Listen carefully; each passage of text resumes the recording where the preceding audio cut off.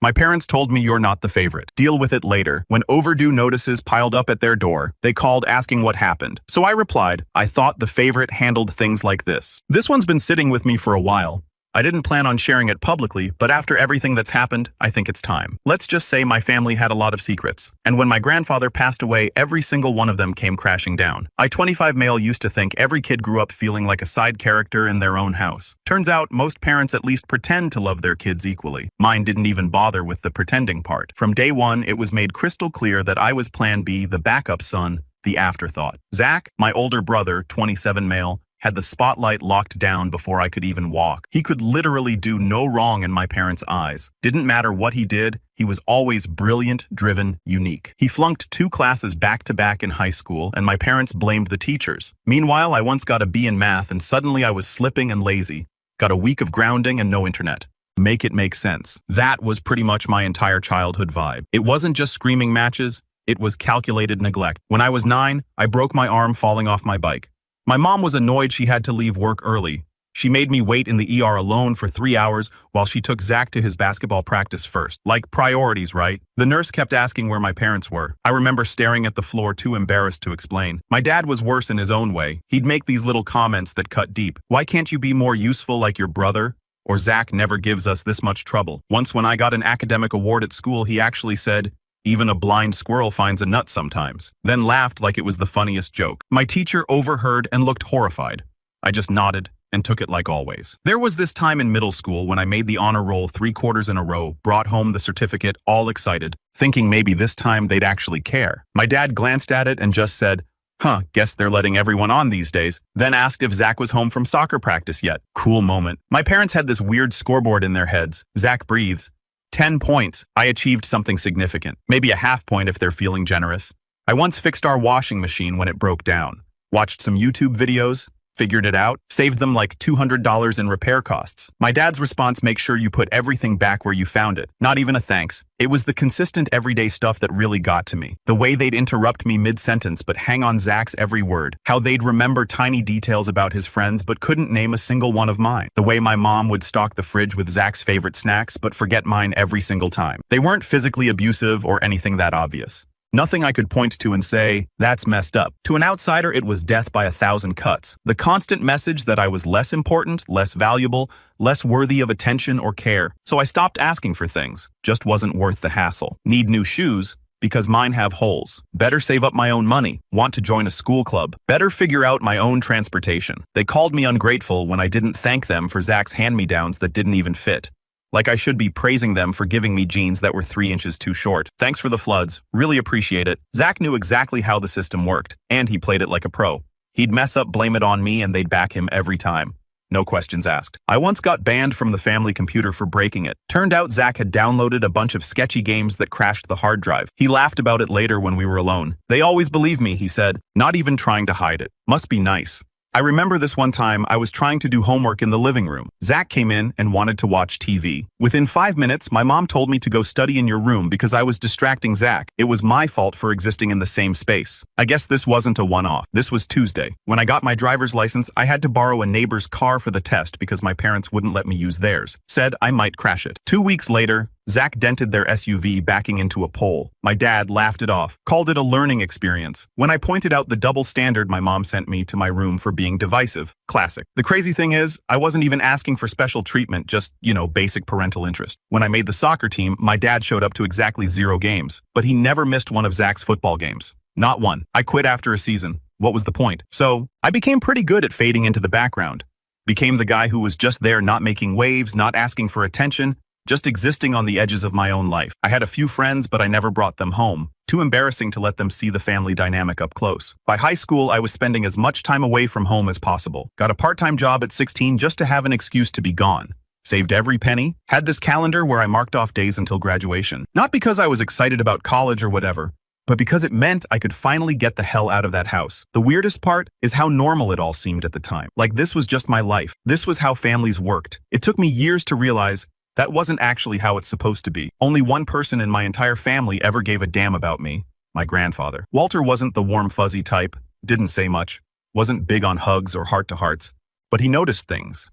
Actually paid attention in a way no one else bothered to. He'd show up at random times with exactly what I needed, never making a big deal about it. When I was 13, trying to fix my bike with the wrong tools, he just appeared in our driveway with this old toolbox. Thought you might need these, he said. No lecture about asking for help or whatever, just practical support. There was this time in freshman year when the school was doing this overnight trip to some science museum. Cost like $120.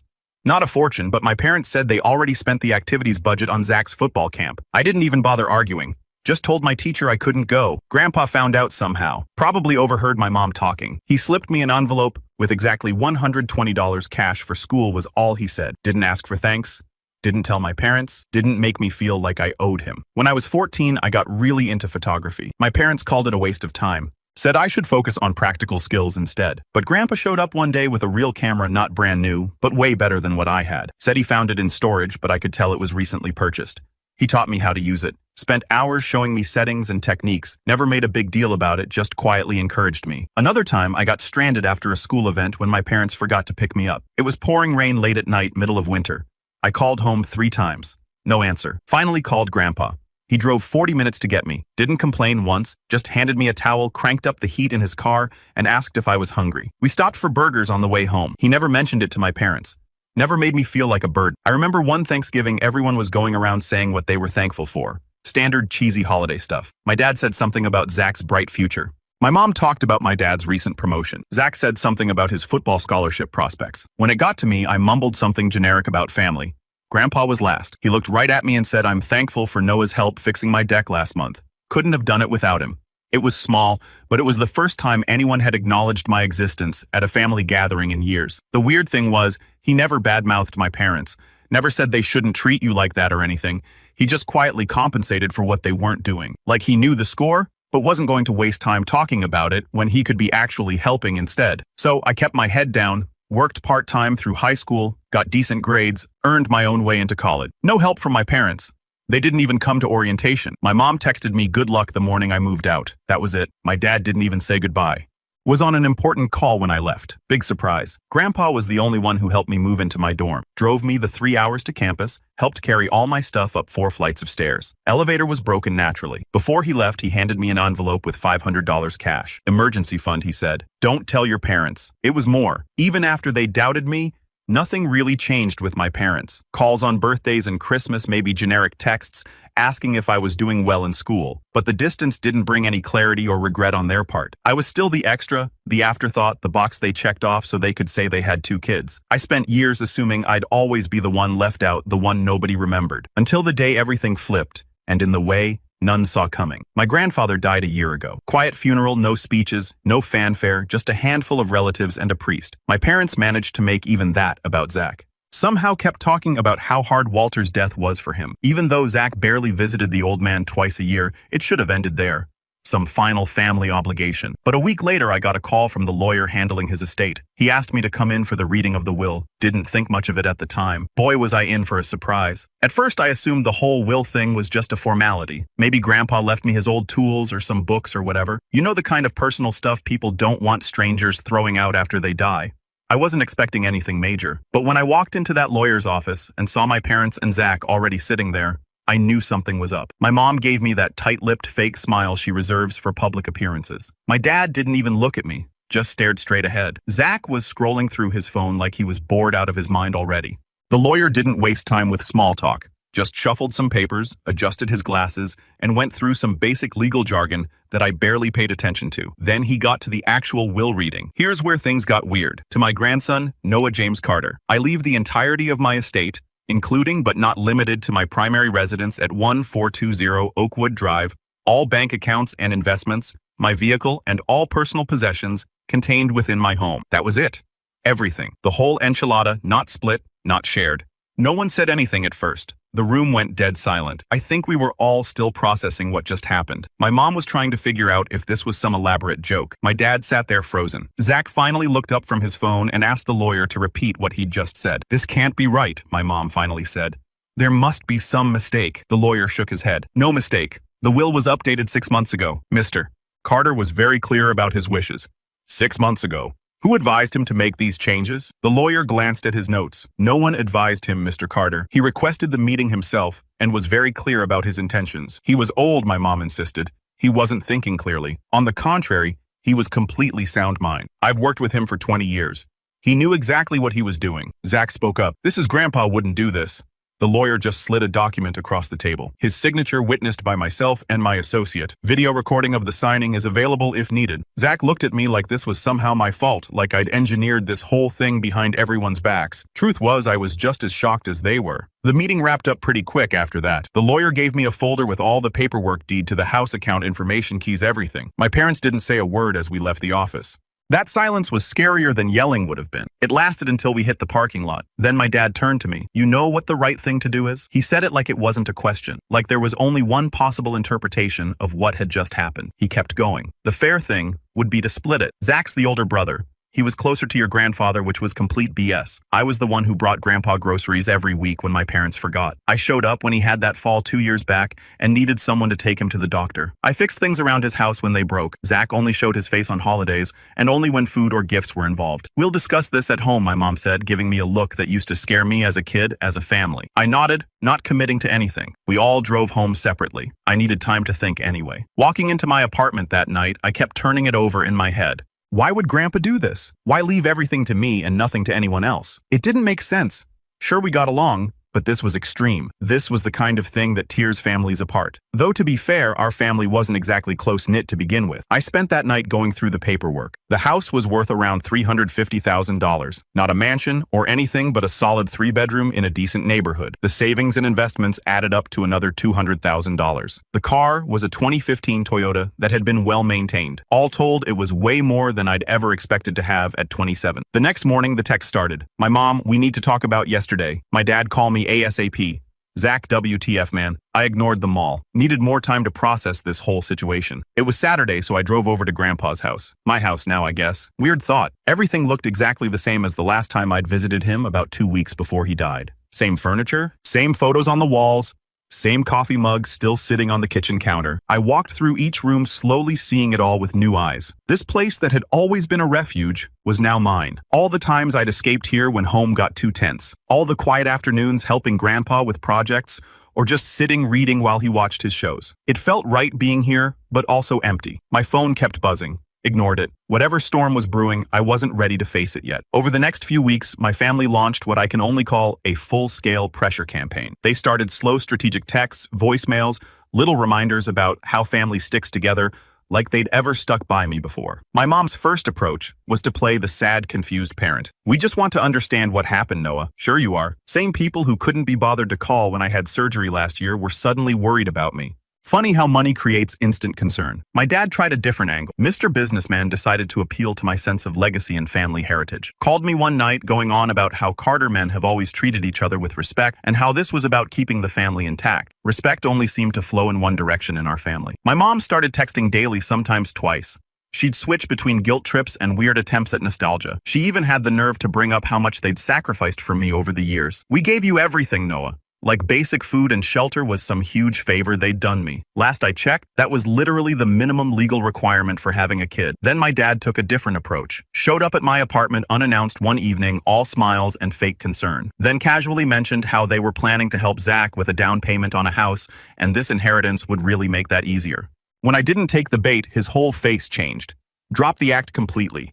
This isn't what Walter would have wanted, he said, his voice hard. He'd be disappointed in your selfishness. Rich coming from the guy who visited his own father maybe twice a year tops, and only when he needed something. Zach was the worst of all. He actually posted photos of himself with Grandpa on social media, acting devastated, tagging it with stuff like, missing you every day, and your favorite grandson. Pure performance. This is the same guy who complained about having to visit Grandpa on Christmas because it cut into his party time. Then he'd text me private messages like, you know, I'm the one who should have that house. Don't be a jerk. Another one. You've always been jealous of me. This is pathetic even for you. And my personal favorite, you must have manipulated him somehow.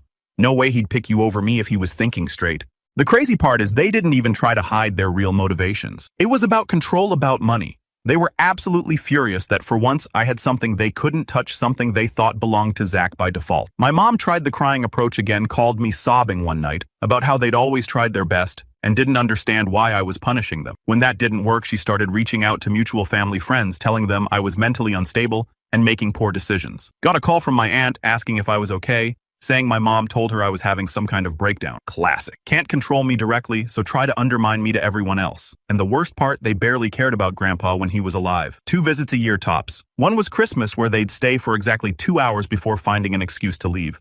The other was usually some passive-aggressive dinner where my mom would complain about how much he was slipping or how grumpy he'd become. I don't remember a single time they ever did anything for him without an ulterior motive. So after 3 weeks of guilt-tripping, gaslighting, and shameless begging, I did the one thing they never expected. I cut them off completely, blocked their numbers, removed them from social media, changed the locks on Grandpa's house, didn't send an announcement, no grand exit, just silence. They went nuts, of course, but I was tired. Those first couple of months in Grandpa's house were peaceful quiet. I fixed up the place, slowly working on it every weekend. No pressure, no one breathing down my neck. I got a promotion at work. For the first time in my life, I wasn't trying to win anyone's approval. I was just living. But if there's one thing I learned about my family over the years, it's that they don't give up when they're losing. They wait, they calculate. I didn't know it yet, but I was about to find out just how far they were willing to go. It didn't take long for the silence to break. Barely 3 months had passed since I'd cut contact, and already my family was back with a vengeance. I came home from work one evening absolutely beat from a 10-hour shift, just wanting to chill. Instead, I found 3 familiar faces waiting on the front porch of what was now my house, my parents and Zach. I didn't even make it up the steps before my mom started, in arms crossed, that strange smile that always meant trouble. She called me sweetheart, like we were picking up a Sunday brunch conversation. But the 4th person was new, a woman in a sharp gray suit holding a leather portfolio. Lawyer vibes all over her. She said she was here to mediate a discussion regarding the estate. No one said the word contest yet, but that was obviously where this was headed. Zach didn't bother pretending to be civil. He leaned against the railing like he already owned the place, barely glancing at me as I approached. He wasn't just here to support them. He fully believed the inheritance was his. He'd been raised to think the world owed him everything, and no one had ever corrected him. "You've been milking this long enough," he said, that familiar condescending tone in his voice. "You barely even saw Grandpa toward the end." My mom jumped in, calling it a misunderstanding. Said Grandpa must have been confused when he made the will. My dad stayed quiet until the end. "He only speaks when he thinks it'll land. Told me to think about what your grandfather would have wanted. Like the will wasn't signed, notarized, and delivered under full legal clarity." I didn't engage. No argument, no back and forth. I told them there was nothing to discuss. Walked to the door and stepped inside without another word. They stayed out there for a few minutes. I could hear Zach complaining, probably about how ungrateful I was. Then tires on gravel, gone. That night I didn't sleep much. Not from stress, weirdly enough, just clarity. It was never about fairness. It wasn't grief. They couldn't stand that I had something they couldn't control. And this wasn't over. This was just the opening move. The envelope came 3 days later. Certified mail law firm letterhead. No surprises, just confirmation. My parents and Zach were officially contesting the will. The wording was polite, but it read like a threat. They claimed my grandfather had been under undue influence when he changed the will. Said I isolated him, played on his emotions, turned him against the rest of the family. They were asking for the inheritance to be split, or even better, handed entirely to Zach as the rightful heir. The way they were believing their own BS was actually impressive. I sat at the kitchen table going through the paperwork page by page. According to them, Grandpa wasn't thinking clearly. I had manipulated him. I called the lawyer who had handled the estate. Someone Grandpa trusted for years. Her name was Janet. She wasn't surprised. "I was wondering when they'd make a move," she said. "They didn't take the will well, but it's airtight. I drafted it myself, signed, witnessed, documented. Nothing they've filed so far has any teeth. I asked if they could still make this expensive. She didn't lie. They can drag it out. She said they can waste your time, your money. That's usually how this works." I knew what that meant. This wasn't about winning. They just wanted to wear me down until I gave up something, anything. It wasn't a legal fight. It was psychological warfare. So I treated it like one. I started pulling records, old bank statements, health records notes Grandpa had written on envelopes and scraps of paper. I checked every drawer, every folder, every locked cabinet in the house. I made copies of everything. I scanned and backed them up twice. And while I was at it, I started digging deeper into their world. I knew my parents had always lived like they were better off than they really were. New furniture every few years, weekend getaways, upgrades they couldn't really afford. But I didn't know the numbers until I started connecting the dots. Credit card balances, missed payments, refinanced loans, a second mortgage. They weren't just living above their means, they were floating on borrowed time. And with Grandpa gone, the safety net had snapped. That's why they wanted the money. They were drowning in their own poor choices, and they expected me to jump in and pull them out. Well, I didn't. Zach, of course, didn't stay quiet. He posted something vague online about being stabbed in the back and fake people who steal what doesn't belong to them. Same old pattern. He screws up, plays victim, then waits for someone to pat him on the back. I discovered more as I kept digging. pulled every box folder and envelope my grandfather left behind. His filing system was old school. Paper everything, but it was tight. Inside a drawer labeled private, I found loan records my parents had borrowed from him for years. Not gifts, actual loans, written amounts, dates, no repayments. There were 5 separate entries tied to Zach. One for a used car, one marked education, and a few vague ones listed as support, all signed. Grandpa kept every receipt. I scanned it all and backed it up. I sent everything to Janet. She compiled a response. Documentation, loan summaries, bank statements. Then she sent it to their attorney. No arguments, just proof. The next morning, their lawyer called mine with a settlement offer. They wanted 60%, called it a compromise. We rejected it without counter. I didn't respond to their messages. I kept my head down and focused on the case. I wasn't going to roll over because they said I should. They'd started a war. I was just finishing it. Then I found the thing that struck me like lightning. I was still in cleanup mode, organizing papers, scanning documents, boxing up old files in the back room of the house. My grandfather didn't throw much away. Most of it was boring. Bank slips, tax returns, appliance warranties from the early 2000s. Then I found a locked drawer at the bottom of his old office cabinet. The key was taped under the drawer itself. Of course it was. Classic old man move. Inside was a single manila folder. No label. I opened it on the desk without thinking. Just figured it was some old business stuff. First thing I pulled out was a letter. Handwritten. No date. Just my name at the top. My name. If you're reading this, then I'm gone, and there's something you deserve to know. All right. I opened it and froze. Below the letter was a DNA test. Real official-looking lab name. Sealed results. 2 names on it. His and mine, paternal match. I had to read it 3 times before it stopped looking fake. I honestly thought it was a mistake or maybe a prank. Like what? Grandpa wasn't Grandpa. He was my actual dad. I just sat there not even thinking, just staring at the words like they'd rearranged themselves into something normal. Then I actually laughed out of pure confusion. I thought maybe I was misunderstanding what I was reading, like maybe this was some medical screw-up or a joke I wasn't in on. But no, there it was. Bold text, full match 99.99%. He wasn't my grandpa. He was my father. Everything just kind of paused. My brain didn't know what to do with it. I sat back in the chair just holding the paper. None of it made sense. I wasn't angry. It just didn't fit. The man I thought was my father, cold, stiff, distant. That guy was never really my dad, and the one person in my family who treated me like I mattered. Turns out he wasn't just being nice to a neglected grandson. He was trying to be a father from the sidelines the whole time. But why? How? It was too hard to process it all at once. I had so many questions. But then I went back to the letter. Walter wrote that years ago, mid-60s, somewhere in that time, he got involved with a younger woman. She ended up pregnant and didn't want to raise a kid alone. He didn't want to nuke his name, business, or reputation by admitting to an affair that late in life. So he went to his son, my dad, and offered a deal. Raise the kid, keep it quiet. In return, you'll be taken care of later. They agreed. He didn't go into detail, but said it fell apart fast. My parents resented me early. My mom never wanted me there in the first place. My dad stuck to the deal only because he thought it would pay off. Zach, of course, was treated like royalty. I was just the silent cost of a bad family trade. Walter admitted he stayed distant because he thought giving me a family, even a fake one, was better than raising me alone. Said he knew by the time I was a kid that it was a mistake, but by then it was too late. He wrote that he watched how they treated me over the years, said he noticed the way I got ignored, blamed, sidelined. Said he thought about stepping in more than once, but didn't. Not until the end. Everything I gave you in the will, I gave it to my son. The only one in this family who didn't lie, steal, or expect something for nothing. That was the last line. I read the letter again and again. I was just stuck in that weird mental zone where nothing makes sense, but somehow everything kind of does. Stuff started lining up in my head.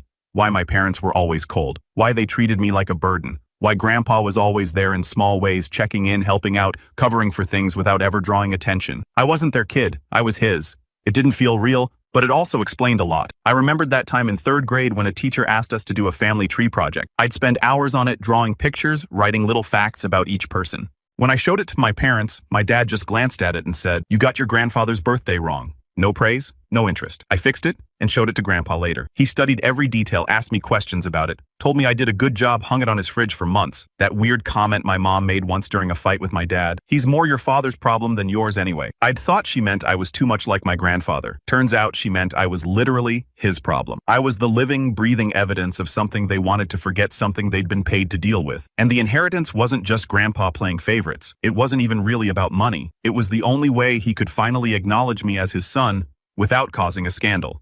It was his last chance to make things right. I put the documents back in the folder, locked the drawer, slid it shut. The court case was still active. They were still trying to strip the house, the account, everything from me, all while knowing I wasn't even their son. That changed the entire game, and they had no idea what was coming. I made copies of the DNA test and the letter, kept the originals locked up safe. I didn't tell anyone yet, not even Janet, my lawyer. I needed time to think to plan my next move carefully. I thought about revealing everything right away, calling them out, throwing it in their faces.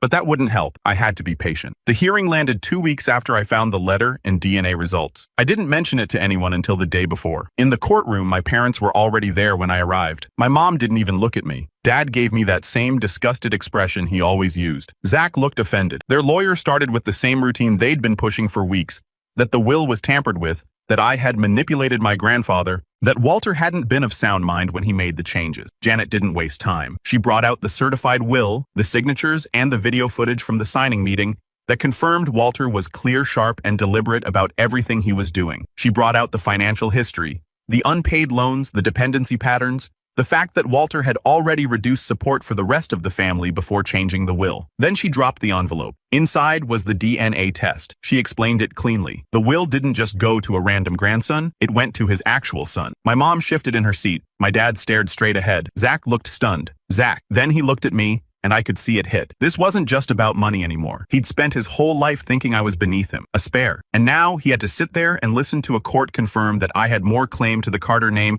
than he ever did. Their lawyer tried to recover. Claimed the DNA test was irrelevant to the case, but the judge wasn't having it. He asked my parents directly if they were aware of this paternity situation. My dad's face said it all. He knew he'd always known. The judge didn't say much after that. He didn't have to. The ruling was quick. Case closed. That was it. Just a final legal stamp that said, officially, they lost. They walked out without a word. I didn't follow. I stayed behind to sign a few final documents, then left. They had tried every angle. Guilt, legal pressure, reputation games, and they still lost. Not just because the will was solid, but because the truth they'd buried for decades finally came out and wrecked whatever fantasy they'd been holding on to. And now I had everything they wanted and none of the baggage. It's been about 4 months since the court ruling. Things had gone quiet. No texts, no emails, nothing from them. I figured they finally decided to move on. Honestly, I didn't care what they were up to.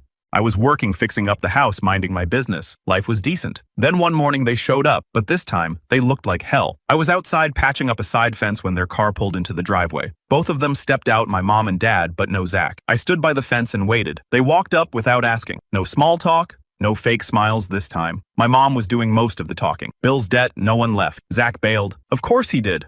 They were going through a rough time. My dad just stood there looking like someone kicked him in the gut, which for once wasn't my problem. Apparently Zach dipped a couple months ago, moved out, blocked them everywhere, left them with a bunch of debt. My dad chimed in halfway through, said they were in a tough spot and figured I might be able to help. No apology. They weren't here to fix anything, just to see if I'd play savior now that their golden kid walked out. I let them talk. I didn't say much. I finally said, "So now you're here for the backup plan. That's not fair." "Noah," my mom said, her voice cracking. "We're still your parents. We raised you." "No," I said simply. "Walter raised me. You just housed me." The silence stretched between us. 25 years of pretending, lying, cold indifference, all compressed into that single moment. "We have nowhere else to go." My dad finally said, his pride visibly crumbling. "Zach took everything and left. We're your family, the only one you have." The man who had watched me grow up knowing I wasn't his son, who had treated me like garbage, a burden, a mistake. "No," I said, "you're not my family. You never were. I just told them I wasn't interested in helping them clean up a mess they spent years building. I reminded them they made it very clear who mattered in the family. That's the team they picked. And now that he's gone, it's not my job to step in." They stood there and didn't know what to say. My dad just kind of stared like he was waiting for me to change my mind. I didn't. I told them I had stuff to do and went back to the fence. They stood there for another minute, then left. Haven't seen or heard from them since. So, yeah, that's how it ended. They came back not because they wanted to make things right, but because they ran out of options. And I was supposed to be the fallback plan. Again, didn't happen. Now it's just me, the house, and peace and quiet. No more trying to prove anything. No more dealing with people who only show up when they need something. They picked their side a long time ago. Now they can live with that choice, and I'm good right where I am. And that's it. Reddit, thanks so much for reading. If you want to ask anything in the comments, I'll try to respond to each one. Edit 1. For those asking, no, I haven't heard from them since that last doorstep moment. Zach's still MIA. And as far as I know, my parents are still neck deep in the mess they made. Not my problem. Edit 2. Thanks to everyone who read the whole thing, dropped a comment, or DM me to say they've been through something similar. Glad I'm not the only one who came out of a messed up family dynamic with receipts and a working spine.